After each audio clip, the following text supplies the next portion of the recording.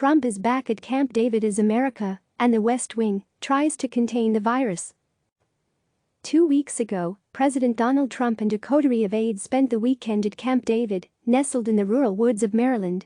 In between meetings and phone calls, Trump entertained his staff with stories as they took a break from Washington over beers. At one point, the group watched a movie in the Presidential Retreats Theater, a rare privilege as cinemas remained shuttered nationwide. The weekend itself passed without much fanfare. But later it became a flashpoint inside the West Wing after one of those aides tested positive for coronavirus. The ongoing attempt this week to contain the virus inside the White House, using a test the government now says may not be reliable and dependent largely upon the willingness of individuals to alter their behavior, encapsulates the challenges facing the country as states inch slowly toward reopening. The president returned to Camp David this weekend, even as the fallout from his earlier trip persists, partly to discuss with conservative lawmakers a way to advance baseless claims against former President Barack Obama. Several White House officials told CNN they had developed a sense of security at the highly secure complex because they and their colleagues are regularly tested at work for coronavirus. Confidence, they later said, was undermined when two people who interact closely with Trump and Vice President Mike Pence tested positive.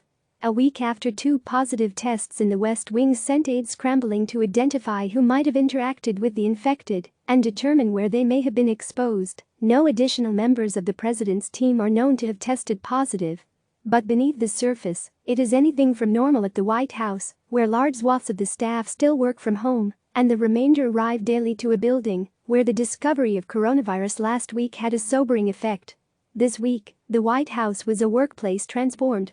Staffers now must wear masks inside the West Wing, unless seated at their desks and appropriately distanced from their colleagues, a mandate Trump says he made himself. Pence has avoided the West Wing all week, remaining instead next door in the Executive Office building on White House grounds, as most of his staff kept their distance and his body man remained out of sight for several days. And in recent days, some officials have become concerned about the accuracy of the tests they're receiving now that the Food and Drug Administration has cautioned the public about their reliability. 1 week after the Camp David excursion, aides attempted to conduct contact tracing for Katie Miller, the vice president's press secretary who tested positive. But they struggled to identify the index case, who Miller contracted the virus from, which raised further alarm among the other staffers who were at the presidential retreat with her. The concerns didn't prevent Trump from decamping again this weekend with a group of GOP lawmakers to the wooded cabins in the Catoctin Mountains, where he said he'll be convening very successful meetings. Trump's new weekends away. The weekends at Camp David have replaced, for now, Trump's old regular getaways to his private clubs, most of which closed amid the pandemic anyway. While Mar-a-Lago, his Palm Beach estate, opened to guests this weekend after an extended closure, Trump is not likely to return to the facility before next fall. And its current operating status, spaced-out pool loungers, bring your own towels, and no food service, wouldn't appeal to him anyway. The U.S. Secret Service signaled this week that Trump could be heading to his Bedminster, New Jersey, club at some point this summer by signing a $179,000 contract for golf carts and other vehicles. But no trips were currently on the horizon. Instead, Trump seems confined for now to the White House and his retreat in the Maryland mountains, which he's previously complained is a little rustic for his taste. As he has throughout the crisis, Trump this week sought to accentuate the positive and signal a return to normalcy is just around the corner. He continued his travels into the country by visiting another state that will prove critical to his election prospects, Pennsylvania, and was described as buoyant on the way home.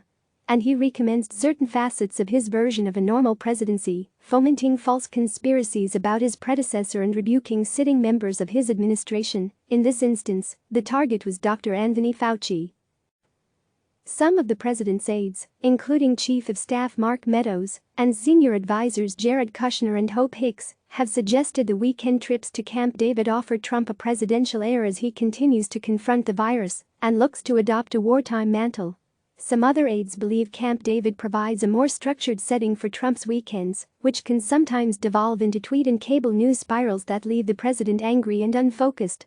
Last weekend, the president was scheduled to visit Camp David with the Joint Chiefs of Staff before news emerged that two West Wing staffers had tested positive for coronavirus.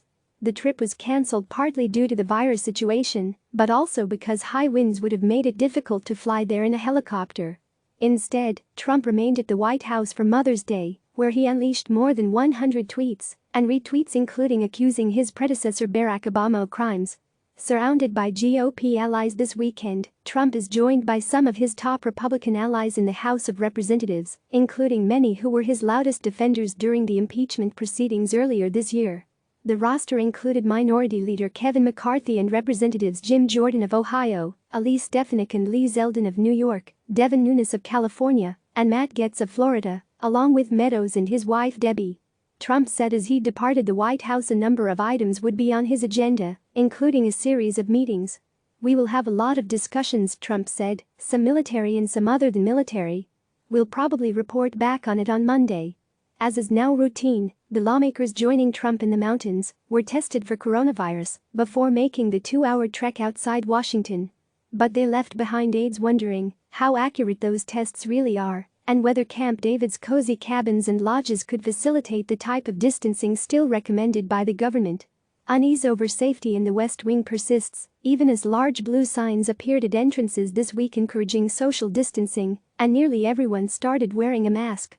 Among the officials spotted this week with their noses and mouths covered were Treasury Secretary Stephen Mnuchin, who wore a black cloth mask, Kushner, who was spotted in a disposable blue one, Secretary of State Mike Pompeo, who alighted from his airplane in Israel wearing a mask emblazoned with stars and stripes, and Ivanka Trump, who wore a black mask with an American flag pinned to it. Trump himself remains to be seen in public wearing a mask, a step he said privately might undermine confidence the nation is ready to emerge from the crisis. But even a troop of Girl Scouts he honored on Friday afternoon in the Rose Garden wore masks. And Pence, who ordinarily follows Trump's lead, has taken to wearing one at the White House, including in the Situation Room as he video-conferenced with education leaders. After his press secretary tested positive for the virus last week, Pence has maintained his distance from Trump and even remained at his Naval Observatory residence one day this week without coming into the office.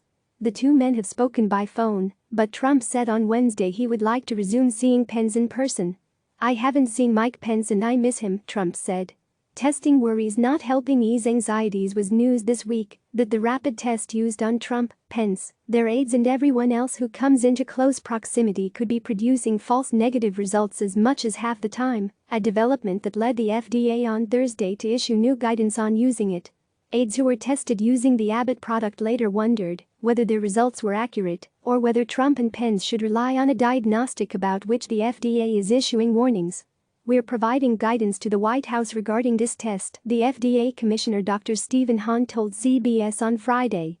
"We have been on an ongoing basis, and we will continue to do that. This will be a White House decision."